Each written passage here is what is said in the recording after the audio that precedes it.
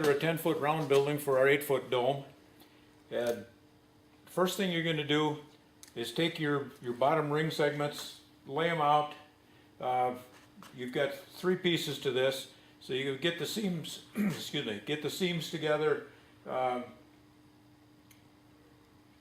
it's roughly a 122-inch diameter circle.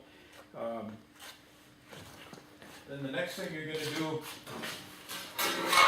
is to get your door, and you're going to have a door in yours. This is our shop unit for setup. You set that in place,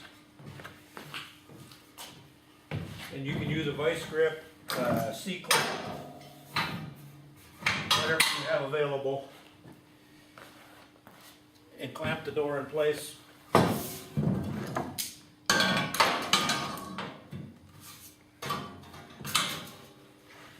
Like that.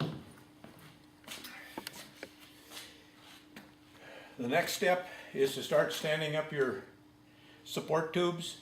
The first tube goes here on the right side of the door. What you're going to want to do is take your tape measure pen and move over 5 inches and just make yourself a little mark.